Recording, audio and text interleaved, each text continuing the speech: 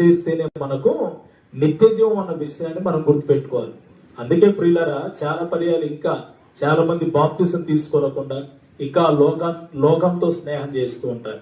నేను మరలా చెప్తాను, ఈ లోక స్నేహము దేవునితో వైరము. యాకోబు 4:4 ఆ మాట రాయబడుతుంది. ఇంకా మనం లోకంతో స్నేహం చేస్తే దేవునితో మనం వైరము, అంటే దేవునికి శత్రువుగా ఉన్నట్టు మనం.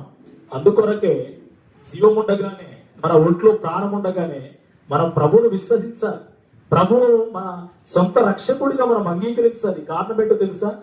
అసలు ప్రభు యొక్క శరీరము, ప్రభు యొక్క రక్తము తినడము తాగడం అంటే అర్థం ఏంటో తెలుసా? ఆయనను నా సొంత రక్షకుడిగా నేను అంగీకరిస్తున్నాను. నా పాపములను ఆయన విమోచించాడని అంగీకరించడమే, విశ్వసించడమే. అలా విశ్వసిస్తే మనకు నిత్య జీవం. యేసుక్రీస్తును విశ్వసించుట నిత్య జీవము. యేసుక్రీస్తు యొక్క రక్తము, ఆయన శరీరానికి సాదృశ్యం ఉన్నటువంటి రసమును, రొట్టెను మనము భుజించి పానం చేయడమే నిత్య జీవాన్ని స్వతంత్రించుకున్నట్టు, జీవం మనలో ఉన్నట్టు. ఇంకో మాట చెప్పనా? ఇదే యోహాను సువార్త 6వ అధ్యాయము 54 నుంచి 56 వరకు మనం చూసుకున్నట్లయితే, ఇది పరలోకము నుండి దిగి వచ్చిన ఆహారం. 59వ వచనం, ఇదే పరలోకము నుండి దిగి వచ్చిన ఆహారం. పితరులు మన్నాను తిరిగి చనిపోయినట్టు కాదంట.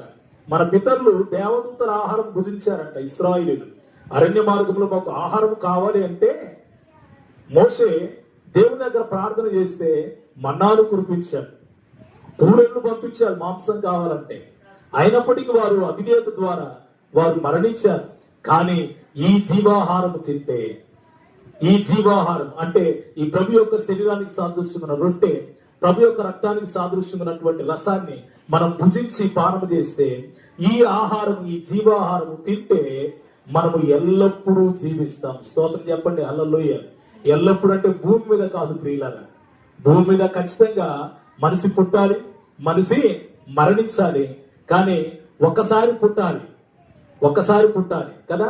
కానీ ప్రభువులో 2 సార్లు జన్మించాలి. అంటే రెండవది ఏంటంటే బాప్తిస్మం అనే అనుభవం. కానీ ప్రభువులో 2 సార్లు జన్మిస్తే ఒక్కసారే మనం మరణిస్తాం. అది భౌతికమైన మరణము. కానీ మనము ప్రభువులో జన్మిస్తే, అంటే నూతన జన్మ, బాప్తిస్మం, మారు మనసు విషయమైన బాప్తిస్మాన్ని మనం పొందుకుంటే మనము నిత్య జీవాన్ని స్వతంత్రించుకుంటాం. దేవునికి స్తోత్రం కలుగుగాక, హల్లెలూయ.